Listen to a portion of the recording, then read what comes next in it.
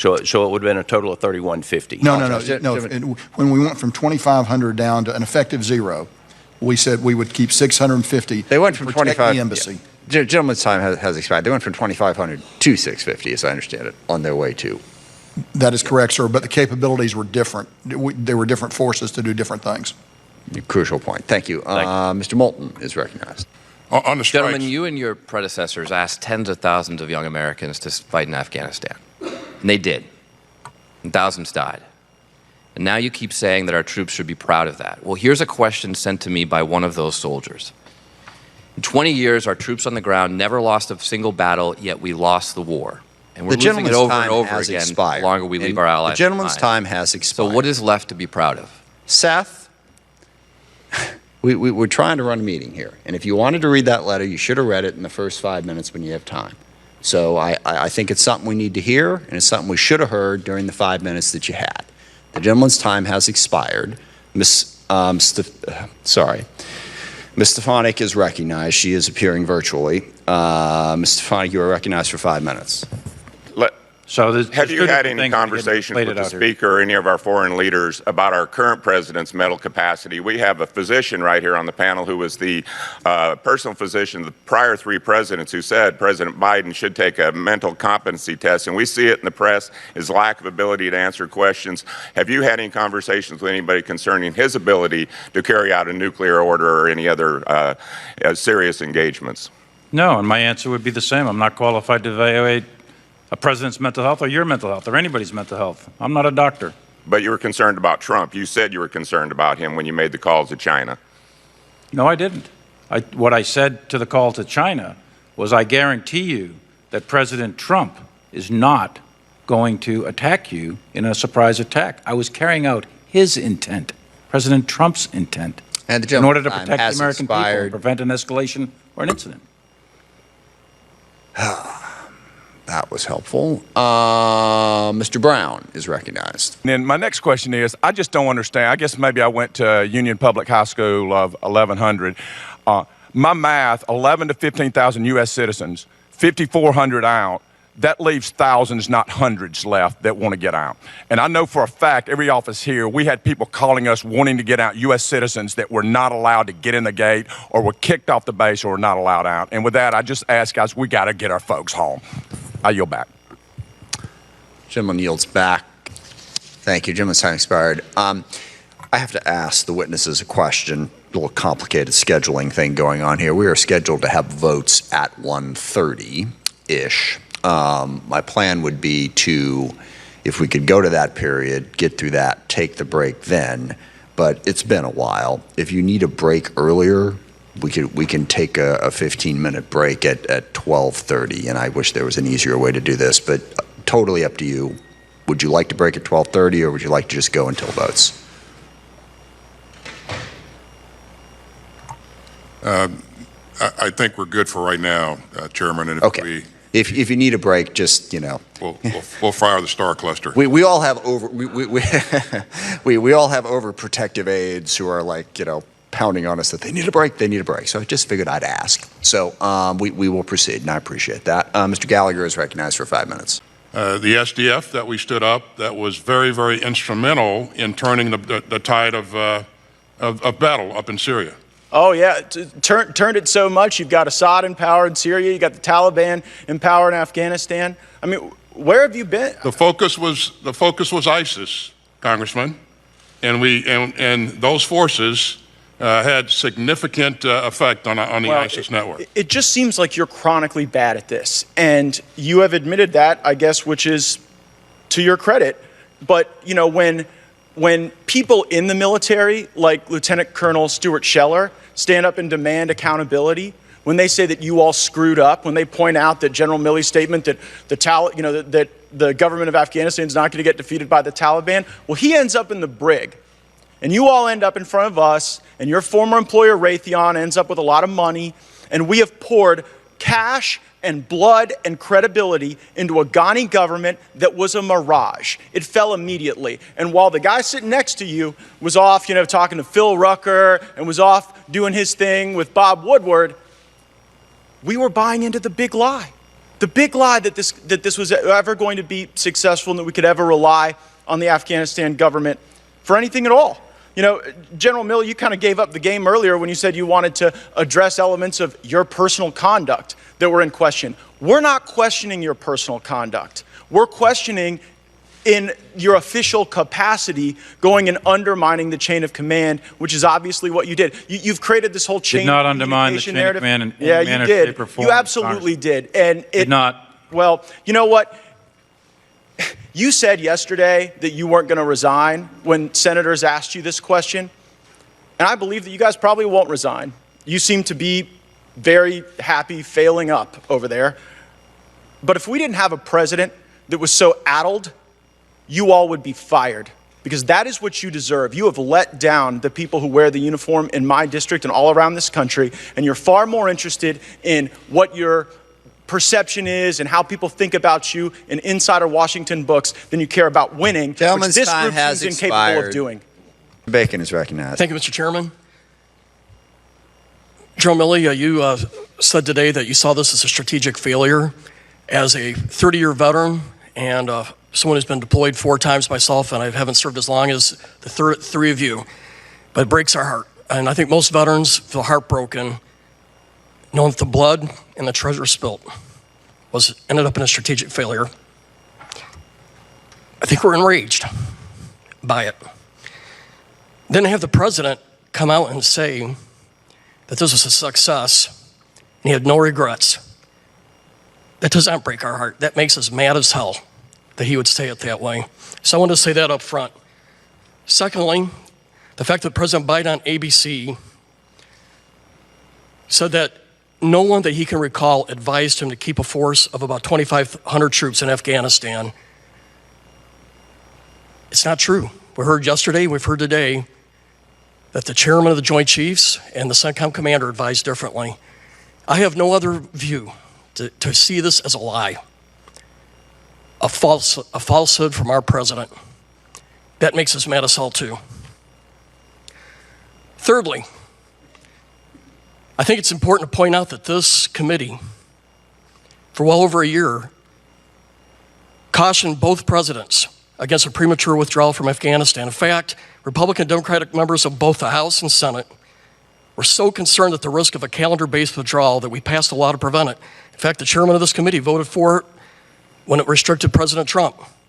Section 1215 of the 2021 NDA prohibited any president, regardless of political party, from withdrawing down below 2,500 troops until the Secretary of Defense, in consultation with the Secretary of State and the DNI, provided Congress a detailed plan explaining how the U.S. would continue to conduct counterterror operations in Afghanistan following U.S. withdrawal. How would the U.S. conduct an orderly transition of security functions to the Afghan military? And how would the U.S. protect Americans who remained in country? And how would the U.S. coordinate any such withdrawal with our NATO allies? In short, every single failure that we are now witnessing, Congress warned against in writing and in law over a year ago. But after taking office, President Biden, I'm referring to, we wrote to the Biden administration reminding them that it was not permitted to go below 2,500 until it provided assurances to Congress that our vital interests could be secured. Despite clear congressional intent, backed by statute, this did not happen. The day after taking office, the newly confirmed Undersecretary of Defense for Policy, Colin Powell, wrote to the members of this committee essentially stating that President Biden was smarter than Congress, was confident he had all the angles covered, and believed it was not in the national interest to provide Congress with the assurances required in Section 1215. And Mr. Chairman, I ask unanimous consent to enter this letter into the record. Without objection, so ordered. Okay, my first question here, General McKenzie, I think one of the reasons that the Afghan forces crumbled much quicker than we ever assessed was that we pulled most of our air cover, we took the mechanics away from the Afghan forces, and we pulled out a lot of our logistics capabilities. Do you see this as underlying reasons why the Afghan forces collapsed? I think all of those reasons contributed to why they collapsed. Should it even surprised us when we take away most of our air power that they were used to having, that they would just pull the rug out from underneath them, General? Well, my position all along has been if you go to zero, if you go to a state where you're not going to be able to maintain their forces on the ground, that a collapse is inevitable. I have to further say I did not see it coming as fast as it did. I thought it would be a matter of into the fall or into the winter. I did not see it happen in 11 days in August. Thank you. General Milley, I appreciate your candor about this being a strategic failure. How does this embolden Al-Qaeda, ISIS, and what does it do to Russia, China, and Iran, seeing how we responded in this retreat? I think the Taliban sitting in Kabul significantly emboldens the radical jihadi movement globally. The analogy I've used with many others is it likely will put a shot of adrenaline into their arm. Their grandfathers defeated the Soviet Union in the war in Afghanistan many, many years ago, and they are taking this on their own networks right now and declaring it a major victory. So I think it's a big morale boost.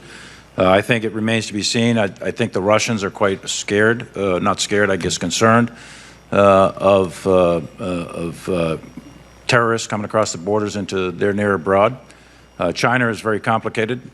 They've got a significant issue in their western hemisphere, or in their western part of their country. I think Iran now has to deal with a very complicated issue on their border that may or may not be friendly. Gentleman's time has expired. Thank you, General Milley. I yield. And I do want to make a comment, because I actually watched the George Stephanopoulos interview before this hearing with Joe Biden did not say that no one suggested that we should keep 2,500 troops there. I read the quote. I have the time. It was my at the quote. moment. I have the time. Well, and what he said was, you cannot have 2,500 troops stay there in a stable situation. So we should at least be accurate about what information was provided. I would urge everyone to go back and actually look at the words and not take what is being said here as accurate. Chairman, I read the quote. I read it too, and I read it with a clear, open vision of what he was saying, not with a bent to try and make sure that we could successfully have a partisan attack on him. He was asked, could they stay there in a stable environment? That is the option, he said, wasn't on the table, not because it wasn't offered, but because it didn't exist. And while we're ripping apart these three gentlemen here, I want to remind everybody that the decision the president made was to stop fighting a war that after 20 years it was proven we could not win. There was no easy way to do that. Mr. Chairman, I believe that General Bacon was clear. If he had just to be defended. I will be happy to yield Mr. Rogers' time when I am done. What he made clear was we needed to stop fighting a war that for 20 years we've had these conversations over and over again. Democrats bash on the Republican president more than they bash on the Democratic presidents. Republicans bash on the Democratic presidents more than they bash on the Republican presidents. But the end result was the same. 20 years of an endless series of decisions by very intelligent, very capable, very committed people. Any implication that the three gentlemen in front of us are not very capable, very intelligent, and very committed to this country is simply partisan political opportunism. We can look at 20 years. Pick your favorite general, pick your favorite president, pick your favorite leader, okay? None of them could successfully do what so many members of this committee are sitting here telling these gentlemen that they're basically idiots for not being able to do. We should pause for just a moment and think about the fact that maybe that's the wrong argument. Maybe the mission itself was really hard to achieve. And what President Biden said is, we're done. We're not going to have these hearings anymore. We're not going to have the funerals anymore. We're not going to lose the service members fighting a war that it is clear we cannot be successful. And we all pick nits on this decision or that decision. Why didn't you say this? Why didn't you do that? 20 years of a whole lot of different people leading has led us to this point. And we said we're going to stop. Mr. Chairman, this is inconceivable. They're bringing the war here. The war is not over. It's coming to America. The funerals are here, Mr. Chairman, and we count on you and your leadership and these generals to know the war is not over. It is clear that you have to interrupt. Mr. Chairman, we're not done with this war. The point is, yes, we are going to have to continue to contain this threat. And 20 years of mistakes aren't an excuse for the failure of the withdrawal. Afghanistan was not succeeding. Mr. Chairman, point of order. I have to make that point. Mr. Rogers is the ranking member on the committee, and I will give him the time to respond. Thank you, Mr. Chairman. I did note the Stephanopoulos interview, and I disagree with your interpretation. Mr. Stephanopoulos came back and asked him again. So you're saying that nobody advised you to leave the troops, and that was his response. But I think the general officers here and the secretary have made it very clear that they gave the president advice that he wouldn't listen to. The last president, they gave him advice, and he did listen to it. So, I mean, I'm not challenging, and I have not in any way disparaged these great gentlemen. In fact, in my opening remarks, I made it abundantly clear I don't want them shouldering blame for what happened in this withdrawal when it was the administration and the State Department and National Security Advisor. And with that, I'll yield a minute to Mr. Bacon. Do your notes about January 6th reference both Epoch Times and Newsmax as on a list of domestic terrorists? I'm not recalling this conversation at all. It's in the book. It may be in the book. I haven't read the book. I'm not recalling a conversation about Newsmax, Epoch Times. Do you have a notebook that lists Newsmax and Epoch Times as domestic terrorists as recounted by the Bob Woodward book Peril? Or is Bob Woodward lying to us in the book? I don't know. I don't recall any conversation about Epoch Times. Do you believe that Newsmax and Epoch Times are domestic terrorists, or their viewers or readers are domestic terrorists? No, not at all. I don't think Epoch Times nor Newsmax are domestic terrorist organizations. Will you produce your notes to this committee? I'll produce any that notes you you relayed want. to Bob Woodward in the book that you listed different groups that are responsible for January 6th? Sure, absolutely. I yield back. Gentleman's time has expired. I will just note for the record that I was quoted in that book as well, and a lot of what I said was conflated and not 100% accurately portrayed. It does happen. Just because someone says something doesn't mean that it is an accurate portrayal, and doesn't even mean they're lying. It could be a misunderstanding about what was actually said. Do we have any evidence, intelligence or otherwise, of Pakistani troops on the ground? Intelligence officers, air support, or any troops on the ground assisting the Taliban, or command and control assisting the Taliban offensive? I'd prefer to answer that question in closed session. I'll take that as a yes. And Mr. Chairman, Mr. Wells, your time has expired. that's not going to go to a civil war. It's going to go to a regional war. And just for the record, we're not going to put words in the mouths of our witnesses. You can't take it as a yes if it was not, in fact, a yes. And the gentlelady's time has expired, so that'll have to be taken for the record. Mr. Johnson is recognized. Thank you, Mr. Chairman. There's been a dispute here today about the actual words that were shared in the ABC News George Stephanopoulos interview with the president.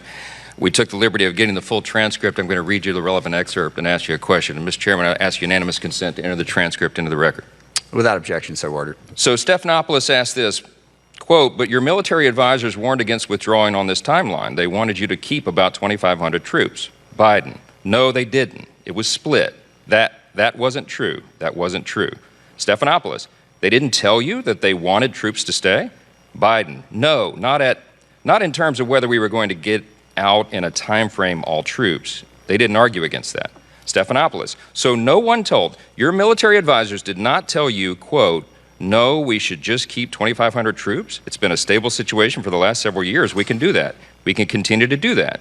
Question, Biden, no one said that to me that I can recall. So gentlemen, with all due respect, the American people deserve to know the truth in all this. They're asking us to get the truth. So here's the thing, there's only three possibilities here. Either the president lied to the American people, or he legitimately cannot remember the counsel of his top military advisors in winding down the longest war in American history, or you have not been fully accurate under oath. What we're trying to get to is, what did the president know? Did he forget what was told to him, or is he not being truthful? I view that as an inappropriate question, and I won't. Well, you may, but the American people don't. Okay. And the American people want and deserve accountability. And we even have service members like Lieutenant Colonel Stuart Scheller being thrown in the brig for suggesting that. The public's faith in our institutions continues to erode precisely because everyone in the D.C. bubble appears to have some sort of immunity from the basic standards the rest of America is expected to live by. This is quite clearly one of the biggest military and foreign policy blunders since our withdrawal from Vietnam. So my question for all of you is very simple. Where does the blame lie? Mr. Austin, Secretary Austin. Well, first of all, I am responsible for everything that happens that DOD does, and it does a lot. I remain focused on defending this country, and that's going to be my focus for the foreseeable future. Secondly, I would remind you that we just evacuated 124,000 people. I appreciate that you think that was a big success, evacuation, but the blame for the disastrous withdrawal that everyone agrees was a disaster, who's to blame for that? I'll let the silence speak for itself. The president was either not informed by you of these very important factors, or he forgot it. Either one is alarming. Gentleman's time is expired, and since the transcript was submitted for the record, we read through this kind of quick, but Mr. Stephanopoulos says your top military advisors warns against withdrawing in this timeline. They wanted you to keep about 2,500 troops. No, they didn't. It was split. That's what the president said. He didn't say, no, nobody advised me. It was split. Mr. Chairman, read down two more lines. I'll be done just a second, then I'll yield it back to you. And then Stephanopoulos says, no, no one said we should just keep 2,500 troops. It's been a stable situation for the last several years. We can do that. We can continue to do that. No, no one said that to me that I can recall. No one said it's been a stable situation for the last several years. We can do that. We can continue to do that. Those are the words on the transcript that was just submitted. I'll leave it to other people to interpret that, but those are the actual words. And yes, I will yield, Mr. Johnson, if you can do it quickly. Sorry, I want to get to some other people, but I should give you the chance. Go ahead. I'll do it very quickly, Mr. Chairman. I appreciate that. I mean, you just read it at face value. Stephanopoulos says, so no one told you, your military advisors did not tell you, no, we should just keep 2,500 troops. It's been a stable situation for the last several years. We can do that. We can continue to do that. Biden says no.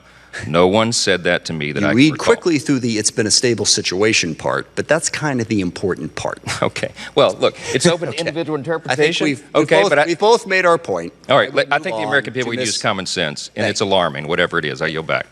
We've released prisoners. Gentlelady's time has expired. I appreciate it. A couple quick announcements. So there is a vote on. We have a hard stop at 2. We're going to stop at 2. I am going to go vote. Ms. Loria, if you could take the chair for just a moment, I will come back as quickly as I can and then free you of that obligation. But it's my intention to roll through that. So members, vote accordingly, be here. I think we have Ms. Jacobs, who is up next on our side, so we have a couple of people to get us through that. But that's what we're going to do, and Ms. Bice is recognized for 5 minutes, and I'll be right back. Thank you, Mr. Chairman, and I want to thank the witnesses for being with us today. Over the last few weeks, I have heard an outpouring of concern and frustration from my constituents, veterans and military families, chief among them, who have expressed their outrage at the disastrous withdrawal and the abandonment of our Afghan allies and even American citizens. I, too, am deeply outraged and have been equally stunned by the lack of leadership shown by President Biden throughout all of this. The American people deserve to have a full accounting of the president's decision-making processes and what ultimately led to the disastrous outcome. Gentlemen, this is not about whether or not we should have left or not. This is about how we left.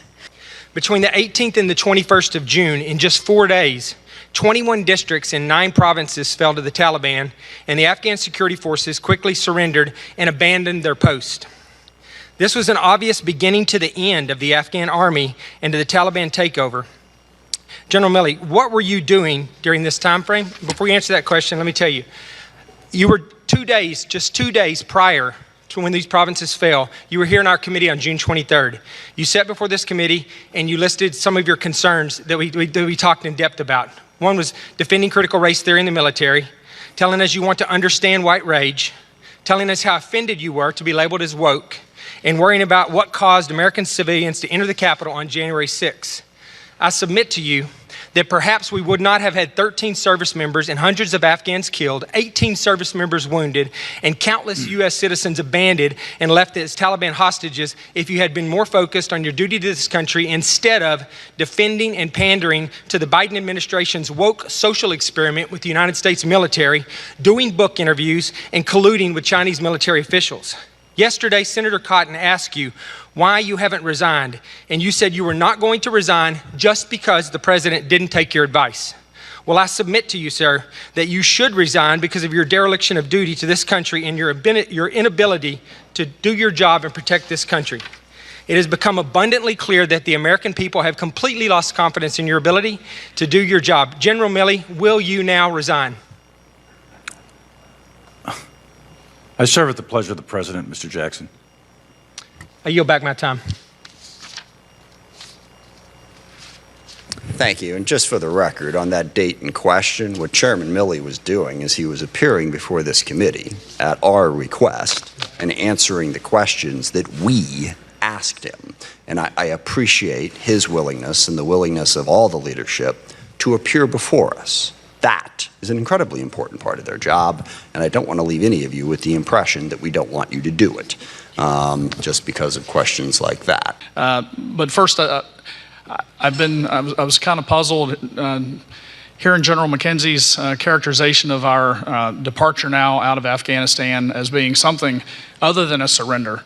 It doesn't feel that way to me. It certainly doesn't feel that way to the American public. And 20 years ago, exactly, I was sitting in Bahrain. We were planning the initial strikes into Afghanistan, and at that time, our marching orders were to defeat Al-Qaeda and to ensure that Afghanistan would no longer be a safe haven for terrorists. And now, fast forward 20 years, those conditions, while, General Milley, you said within maybe 6 to 36 months, the country will be ripe again, potentially to be launching strikes like that or targeting against us. It doesn't feel like it's anything other than a surrender. But General McKenzie, you had mentioned that holding Bagram was untenable under the circumstances and that the Bagram option went away when you were given an end strength of 650. I understand that. I assume that you mean that it was untenable because of the troop limitation. But if you had not been limited, would your professional military advice been to relinquish Bagram? So at a troop level of 2,500, we would have held Bagram, and that would have been my recommendation. That was my position. I'm not sure I'm understanding the question. If conditions are not met, the conditions aren't met and we withdraw, how long is the Afghan government going to last? Back then. I'm not going to speak for them. I'll speak for myself. Yeah, please do, because I know what they told me. I'm on record having said that if we go to zero, that there's a high probability of the government and the Afghan army collapsing. Mm-hmm. In terms of time, I put that at between 1 and 3 years at the time I wrote this stuff back in a year ago in the fall of 2020. So that's interesting that you say that, because when I talked to both Mr. Pompeo and Mr. Ratcliffe, they told me that there was unanimity. Even President Trump said if conditions are not met, that the Afghan army and government would collapse within weeks, and the longest they heard maybe a month or two is what they gave me. Because I was just surprised that, because Secretary Austin said in his remarks today that the fact that the Afghan army, we and our partners trained, simply melted away in many cases was a shock. Mm-hmm. John Ratcliffe told me he told his successor that they were going to collapse instantaneously if those conditions weren't met.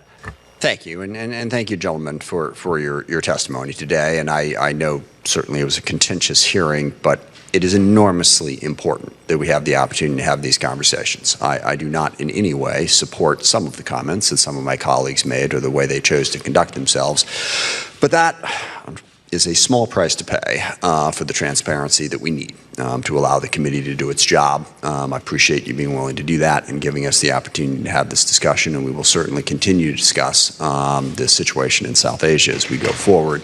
Appreciate your testimony. Mr. Rogers, anything for the good of the order? Yeah, Mr. Chairman, the one thing I would like to ask is that as soon as practical, that we do have the classified hearing on the over-the-horizon capabilities, because as I've spoken individually with all three of these gentlemen, I'm very concerned about our counterterrorism capabilities and how we're going to address that. We will have multiple classified hearings on that subject, because that's going to be an ongoing topic. But yes, it is something we need to do soon. Thank you. Again, we are adjourned.